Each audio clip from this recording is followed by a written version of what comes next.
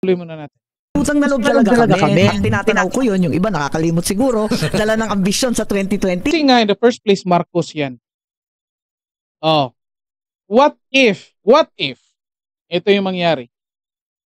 During the trial at mag-decide na sila mga kababayan kung i-convict nila si Sara or hindi, regardless of the evidence mga kababayan, ito kinatatakot ko na malaking chance na itong si Amy Marcos mga kababayan, babaliktad ito. Bakit?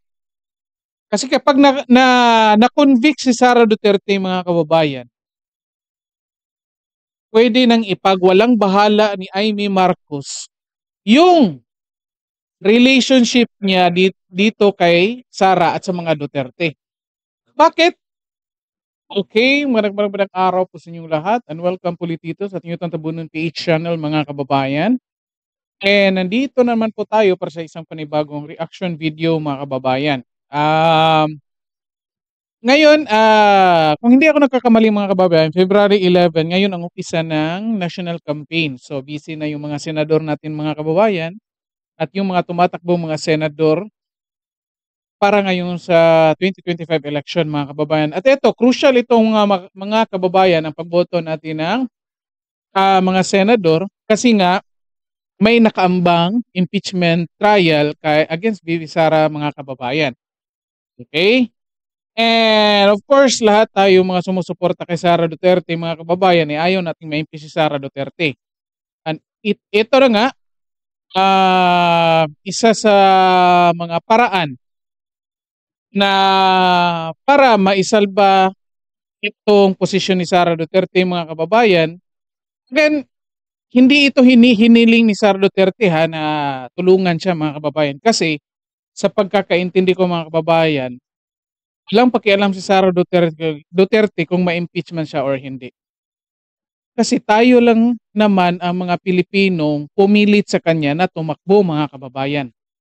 Si Sara Duterte, anong tawag nito? Na sumagot lang siya sa tugon natin mga kababayan. Diba? Kung natatandaan ninyo, kahit kay former President Rodrigo Duterte mga kababayan, tayong mga Pilipino ang nag-request doon na tumakbo siya. Kaya napilitan siyang tumakbo. The same thing dito kay Sara Duterte mga kababayan. Of course, hinihikayat siya ni Amy Marcos dito. Okay? But again, kaya nga, anong ibig kong sabihin, kung matanggal man si Sara, hindi disqualified man siya for 2028 election, sa tingin ko, para sa kanya, wala na siyang pakialam kasi, anyway, pumili kayo ng mga representante ninyo na against sa akin. So basically, iisipin ko na yan yung tinig ng mga constituents nila. Basically, i-interpret niya na ayaw rin ng mga tao sa kanya. So, kung i-impeach siya, ma-disqualified siya for 2028, isipin niya na ayaw na talaga ng mga tao sa kanya. Okay? Anyway, hindi naman talaga ito yung bumubuhay kay Sara Duterte mga kababayan kasi may pera naman talaga sila. May law firm yung husband niya. So ano pang, bakit pa siya tatakbo kung saan pwede naman siyang mamuhay ng payapa at mabubuhay rin naman na sila mga kababayan, di ba? So ito na nga, hindi ito hiniling ni Sara Duterte yet tutulungan natin si Sara Duterte na maiwasan itong impeachment, pag-impeach sa kanya mga kababayan ng Senate. Kaya ipili tayo na mga kandidato for senator mga kababayan kung saan at least neutral mga kababayan. Hindi ko sinasabi na iboto nyo lahat ng PDP laban. Hindi ko sinasabi kasi kapag ganyan, kapag sasabihin ko boto kayo, parang pinipigilan ko kayong mag-isip na kung sino yung iboboto ninyo at mag-evaluate kung sino yung talagang iboboto ninyo mga kababayan. Okay, kaya sinasabi ko lang, evaluate nyo mabuti, hanapin nyo, piliin nyo kung sino yung masasabi nating objective mga kababayan. Pero kung hindi kayo sigurado, might as well boto na lang doon sa kung sa tingin natin sigurado. Kaya, nire-recommenda ng karamihan yung mga candidates ng PDP Laban. Kaya again, hindi natin talagang pinopromote talaga yung, of course, pinopromote pala natin mga kababayan. Ibig ko sabihin, hindi natin pinipigilan yung taong bayan na pumili. Sino piliin nila. And yet, kung wala silang mapiling kandidato na tingin nila magiging neutral or fair during the trial mga kababayan, pili na ng PDP Laban candidates, di ba? Okay, pero meron namang independent dyan na iba na masasabi nating neutral or fair. Halimbawa, si Vic Rodriguez mga kababayan, independent naman siya, hindi naman siya under ng PDP Laban. Endorse nga lang siya na President Rodrigo Duterte, di ba? Ako personally, iboboto ko yan mga kababayan. Si Dr. Mata din mga kababayan, independent siya, yet endorsed by former President Rodrigo Duterte mga kababayan.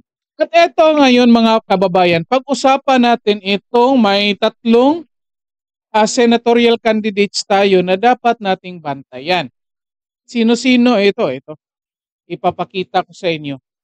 Kailangan nating bantayan kasi parang nagtatago itong mga taong to sa parang stage ng neutral ground mga kababayan. Okay? Yet, the signs would tell us nga talaga itong mga taong to hindi neutral. Okay? So, sino-sino ito? May 3 tayong pupuntriyahin. Ito, papakita tayong video. Okay mga kababayan, bago natin umpisahan ito, paki-like and share ng video natin and then paki-subscribe na rin po sa channel natin mga kababayan. Okay? Sino-sino? Ito, pakinggan natin mga kababayan. Ito. Programa ito ng DZRH mga kababayan, Bakit Ikaw? Okay? Ito, pakinggan natin. Hindi ba inabot yung kabataang barangay? Dito ako nakasakay. Ayoko na magsalita. Sige, okay. Dito ako sa Nalakay. Siya ay kongresista ng ikalawang distrito ng Ilocos Norte. Okay, sige. Huwag tayo barangay SK. Ma'am, pakipindot yung... Ayan. Saan ba ito? Ayan. SK kasi yun Lakay. Ikaw naman. SK yun ngayon. SK pa rin. Saan ko na ang katandaan? Patigasan ng dibdib to. Sino ito mga kababayan? Of course, sa mga previous videos natin mga kababayan, diniscuss na natin ito na kailangan talaga nating bantayan itong si Amy Marcos mga kababayan. Okay? Well, in fairness nga naman sa kanya, marami nga naman siyang mga komentaryo patungkol dito sa mga issues nga kasalukuyang nangyayari mga kababayan. And based doon sa mga comments niya, nakikita natin parang leaning siya towards doon sa kay Sara Duterte kasi nga kaibigan niya. Pero again, discuss natin later. Tingnan nyo ito hanggang sa huli. Kasi i-discuss natin mga kababayan kung anong mga posibleng consequences nito dito sa mga stands ni Amy Marcos mga kababayan. Okay, papatuloy natin ito. Pakinggan muna natin. Maikli lang to mga kababayan. Senator Maria Amy Romualdez Marcos, good morning na imbagang bigat. Apo Senador. Gamit keng kumusta? Ginamit talagang Romualdez. Grabe naman to si Sino ba ito? Ano pangalan nito? Ginamit talaga yung Romualdez. Pinamukha sa mga tao na ito Romualdez, ito mga kababayan. Talaga naman, may buckets in the room. Kasama ng buckets in the room. Lakay, ayan. And lakay with matching lakay. Ayan. And manang, aray ko po. Manang-manong, ayan. Anyway, Senator Amy, ayan, diretsahan na po tayo, ha? Ayan. Pero bago ang bago natin simulan ng interview, konting pahapyo muna sa impeachment. Ayan. Naku talaga, sinabi na ng SP, tigilan na yung kadadaldal tungkol dyan at magiging jury kayo. Sinabi ko, lalabanan ko yan hanggang dulo. Tapos nagulat yung mga tao, pati yata si BP. Ang sabi ko lang, ayoko kasi ng impeachment, ICC. Ayoko rin yung destabilization kontra kay Bongbong. Ayoko rin yung RevGov. Ayoko ng gulo sa madaling sabi. Ayan, pero in short, Senator Amy, ngayong alam naman ng lahat, pati Malacanang, alam naman na BFF kayo ni Vice President Sara Duterte Carpio, ha?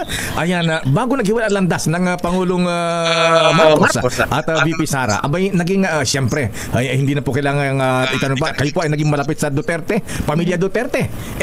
Kumusta po ang relasyon niyo ni VP Sara? Kayo ba nag-uusap pa? Okay naman, nagte-text naman, pero hindi pa rin kami nagkikita. Pero sa totoo lang, kailangan intindihin, sa kabila na kapatid ko nga si Presidente Bongbong, ading ko, ang problema naman, talagang tinatanaw ko ng utang na loob kay PRRD, kay Presidente. Di ba mga kababayan? Puti pa ito si Amy Marcos, mga kababayan, marunong tumanaw ng utang na loob. Duterte dahil siya naglibing ng tatay ko. Magupo na pagupo niya 2016. Isipin niyo, 4 na presidente ang dumaan. Walang gustong maglibing sa tatay ko, maski yung sarili niyang pinsan. Kaya bilang panganay, ako talaga nagsumikap na malibing. Pagkatapos noon, alam naman niyo, kinampanya kami ng todo noong 2019, naging senador ako. Tapos si VP Sara nag-tandem kay Bongbong at ang laki ng ambag niya sa pagpapanalo nila noong 2022. Mga kababayan, di ba? Dito, Amy Marcos, aminado na mga kababayan na talaga, well, basically, lalo na tayong mga taga-Visayas at Mindanao, mga kababayan, di ba? Lahat tayo alam, hindi may didinayan, nanalo yan si Bongbong Marcos dahil kay VP Sara, mga kababayan. Kasi in the first place, sa lahat ng mga tumakbong presidente, mga kababayan, wala tayong mapipili, mga kababayan. Ako nga, no choice ako. Ping Lacson yung pinili ko, mga kababayan. Nung una, leaning ako doon kay Bongbong Marcos. Yet, nung nagsabi si President Rodrigo Duterte, mga kababayan, na weak leader yan, immediately naniwala ako kagad.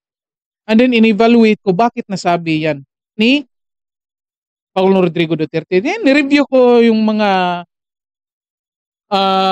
videos kung saan nandoon si Bongbong Marcos, mga kababayan. And may nakikita talaga kung saan na ito, weak talaga ito. Parang mahina ito, parang hindi ito confrontational na tao, mga kababayan. So basically, nag-decide talaga ako na hindi ko ito boboto. No choice ako kundi Ping Lacson yung binoto ko, mga kababayan. And of course, ayan nga, alam natin na hindi yan mananalo si Bongbong Marcos kung hindi dahil kay Sara, mga kababayan. And ito, inamin talaga ni Amy Marcos dito, mga kababayan. Well, hindi lang natin, wag kasi, ako personally ayaw kong gamitin yung idea nga na utang na loob, mga kababayan, kasi yan yung problema natin eh. At karamihan sa atin, tinatanaw na utang na loob yung mga natanggap nila galing sa mga politiko. Kaya, binoboto pa rin yung mga politikong mga kurakot. Kasi nga doon sa utang na loob, idea, mga kababayan. Kaya, sabi ko, kahit hindi na lang tignan ni Amy Marcos ang utang na loob, mga kababayan, kahit tignan lang niya or tignan lang ng kapatid niya kung ano yung mga prinsipyong pinaglalaban ni Sara Duterte dito, most likely, makikita at ma-appreciate niya. Ang problema nga lang nito, mga kababayan, at ngayon nakikita ng mga tao, itong si Bongbong Marcos, ikontrolado talaga ni Martin Romualdez, mga kababayan. Kung hindi man ni Martin Romualdez, naku, may ilang, sabihin nating negosyante or ilang tao na kumukontrol dyan, mga kababayan. Kaya nga, kahit anong paliwanag dito ni Amy Marcos, mga kababayan, kahit anong defend niya dito kay Bongbong Marcos, kahit anong pumagitna niya dito sa dalawa, still, ito pa rin pinipaniwalaan ng mga tao na ito si Bongbong Marcos, may nagkukontrol talaga dito. Ito, pagpatuloy muna natin. Utang na loob talaga kami. Ang tinatanaw ko yun, yung iba nakakalimot siguro, dala ng ambisyon sa 2028. Ayan. Sino kaya? At yun. Kaya para sa... comment kayo dyan, mga kababayan. Sino kayang tinutukoy dito ni Amy Marcos, mga kababayan, na may ambisyon sa 2028? Comment kayo dyan. Of course, hindi naman yan si Bongbong Marcos. Presidente na si Bongbong Marcos yung kapatid niya, nanalo na. Sa tingin niyo, tatakbo pa yun? Of course, hindi na yan pwedeng tumakbo by 2028. Yun nga, one term lang allowed yung mga presidente. Kasi kung pwede 2 terms, of course, nag-request na rin yung mga taong bayan na patakbuhin si Rodrigo Duterte, mga kababayan, di ba? Sino kaya ang tinutukoy dito ni Amy Marcos, mga kababayan, na sumisira sa relationship ni Bongbong Marcos at ni Sara Duterte kasi may ambition for 2028? Nako. Ito, puputulin natin. Sa akin, ang hirap. Ako'y maka-Pilipino, makabayan, makamahirap, makakapatid, makikaibigan. Kung bibigyan kayo, Senator Amy, ng pagkakataon, handa ba kayong mamagitan or maging peacemaker sa pagitan yung kapatid at ni Vice President Sara o kaya ang dating Pangulong Digong? Naku, kapag may alitan sa dalawang kampo na pareho mong kaibigan at mahal sa buhay, abay, sana, ang payo ko na lamang, ano man ang galit, ano man yung tampo, ano man ang nangyari, bumalik na lamang tayo sa sinumpaang tungkulin na magtrabaho. Hindi naman yan ang tunay na problema ng Pilipinas. Kailangan na bumalik sa presyo ng bigas, bumalik sa kakulangan ng maayos na trabaho sa kabataan, sa tulong sa matatanda at may kapansanan. Yan ang IME solution na kailangan hanapin. Wow. Mga kababayan, pinasok patuloy niya yung campaign slogan niya, mga kababayan. Pero ito, tingnan natin. Sino kaya ang tinutukoy ni Amy Marcos dyan, mga kababayan? Mag-comment kayo dito. Sino kaya ang tinutukoy ni Amy Marcos dito na kung saan dapat bumalik na lang tayo doon sa tunay na issues like presyo ng bigas, problema sa kabataan. Sino kayang pinauto? Sino kayang may pangako tungkol dyan sa mga issues na yan, mga kababayan? Naku, ito talagang si Amy Marcos. Hindi diretso magsalita, mga kababayan. Sorry, Cebuano lang. Hindi diretso magsalita itong si Amy Marcos Pero may mga hidden pa, mga kababayan. Comment dyan kung sino kayang pinariringgan niya dito. Okay? Kasi ito, tingnan natin. Sige, on part kay Amy Marcos, mga kababayan, stop na lang muna natin dito. Ito, analyze natin. Kasi ito nga, pag-usapan natin, mga kababayan, nasa gitna. Sinasabi ni Amy Marcos, nasa gitna ako. Wala akong kinakampihan. Wala akong yun nga, wala akong kinakampihan, wala akong inaaway. And independent ako. Akalain mo yun? 2 months ago or a month ago, nung nag-declare si Bongbong Marcos, nung nagpakilala si si Bongbong Marcos ng kanyang mga kandidato, kung natatandaan ninyo, kasali ito si Amy Marcos, mga kababayan. At again, kung ito, titingnan natin, bakit dinideclare ngayon ni Amy Marcos na independent candidate siya? Ito lang yun. Kasi, nung una, kasali ka, nung mga rallies, nung prinisinta yung mga kandidato ng administrasyon, nandoon ka. And yet, nung nagkagulo na, nag-declare ka ngayon ng independent. Ito tingnan natin, mga kababayan. Ito, delikado ito. Ako, sa tingin ko, I don't know kung sino ditong may gusto kay Amy Marcos. Pasensya na sa inyo kasi, pero ito yung nakikita ko. Comment kayo dyan kung disagree kayo. Ito nakikita ko. Number 1, Marcos ito, mga kababayan. And I will still believe on the saying na blood is thicker than water. Kaibigan lang niya si Sara Duterte. Kapatid niya si Bongbong Marcos. And alam naman natin na kung anong mangyari dyan kay Sara Duterte, halimbawa, sabihin natin ma-impeach yan. Mukhang hindi matatapos ni Bongbong Marcos yung termino niya, mga kababayan. Okay? And at the same time, it could be yan yung isa sa mga nakikita ni Amy Marcos na parang repercussion sa pag-impeach kay Sara Duterte, mga kababayan. Kaya parang yung stand ni Amy Marcos, ayaw ko ng impeachment. Di ba? Posibleng ayaw niya kasi ayaw niyang mapahamak ito si Bongbong Marcos kasi alam niya ang daming supporters ni Sara Duterte. At the same time, it could be, or it could be both, na ayaw niyang ma-impeach si Sara para dahil kaibigan niya si Sara. It could be, hindi yung dalawa. Again, ayaw niya masira si Bongbong Marcos, ayaw niya masira si Sara Duterte. It could be like that. Okay? Or it could be both. And then ito, titingnan natin, sinasabi niya na independent siya ngayon. Kasi nga, binabati ko si Bongbong Marcos dahil dyan sa hindi mapigilang pag-impeach kay Sara Duterte, mga kababayan. Okay? So, naghuhugas kamay ngayon si Amy Marcos dito sa ginagawa ng kanyang kapatid at ng pinsan, mga kababayan. So, pinapalabas niya dito na ako, wala akong kinalaman sa mga ginagawa nila. Independent ako. Okay? Bakit? Kasi tumatakbo ito ng nagpapare-elect ito ngayon, mga kababayan, bilang senador. Okay? And most likely, kasi nga, ito ginagamit pa rin niya dito si Sara Duterte, mga kababayan. Ginagamit niya dito sa pamamagitan ng pagsabi na kaibigan ko si Sara. Diba?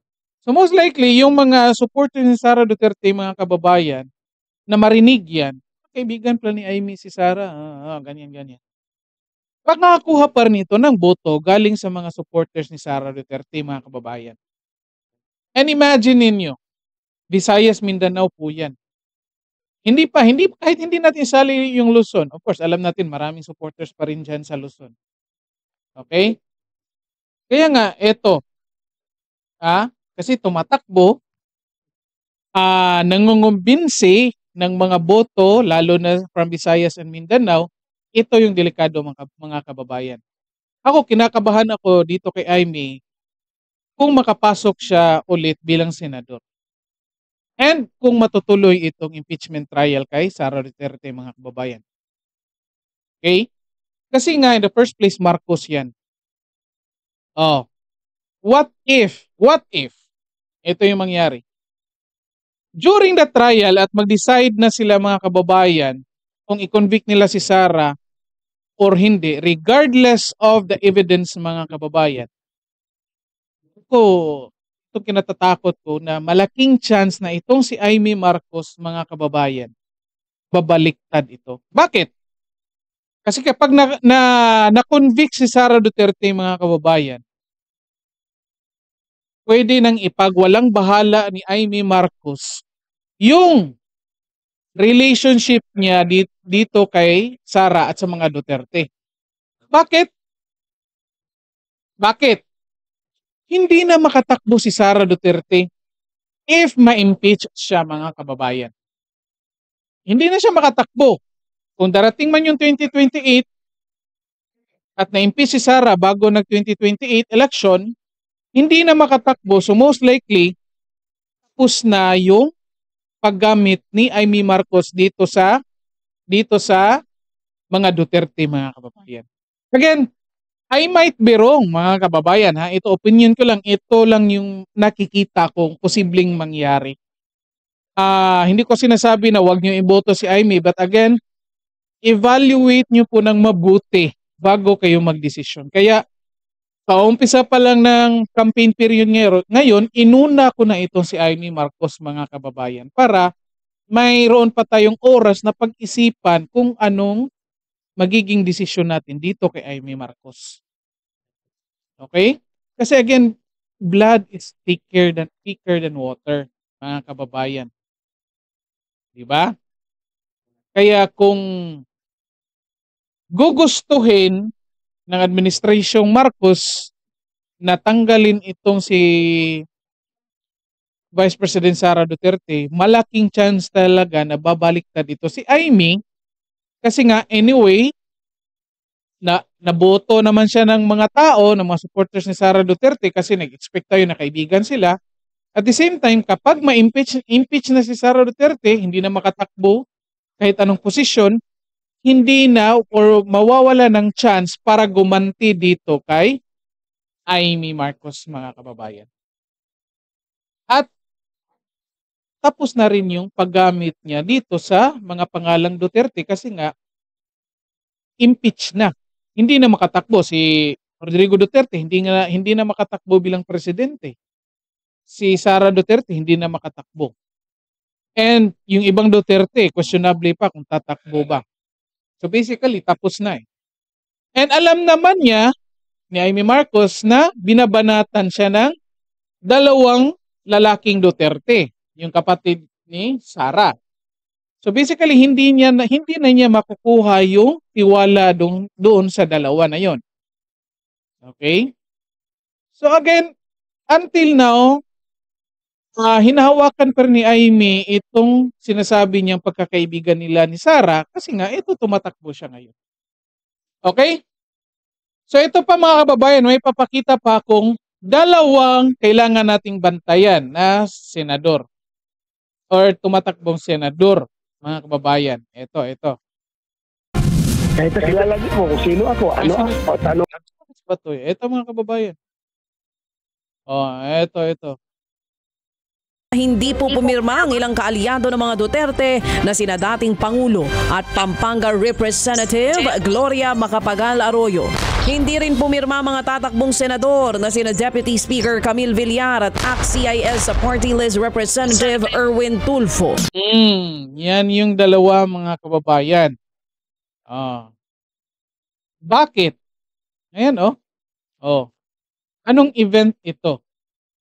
Tingnan ninyo, sinong nandyan? Bong Revilla, King Lacson, Binay, mga kababayan. Representative Manny Pacquiao, Lito Lapid, Tito Soto, mga kababayan. Announcement ito ng kung saan pinapakilala ng Administrasyong Marcos kung sino yung mga senador na under sa kanila. Okay? Kaya ito nga sinasabi ko mga kababayan, itong dalawang ito hindi pumirma doon sa impeachment case. So hindi ibig sabihin na hindi sila pumirma mga kababayan, hindi na nila gusto ma-impeach si Sara Duterte. Ito nga mga kababayan, kailangan nating bantayan itong dalawang ito kasi nga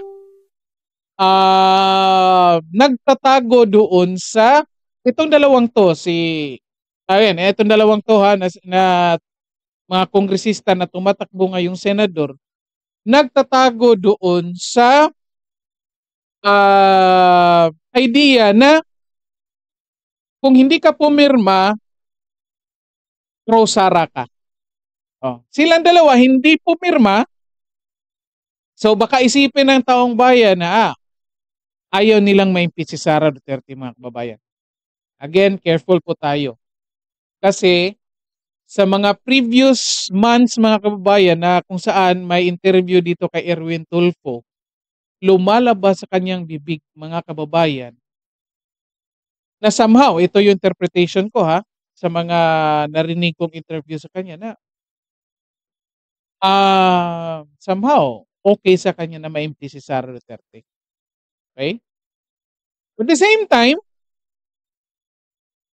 under din siya ni Bongbong Marcos, mga kababayan. Pangalawa, pangatlo pala, itong si Camille Villar, mga kababayan. Nagiging under ito sa banner ni Bongbong Marcos. Hindi siya pumirma.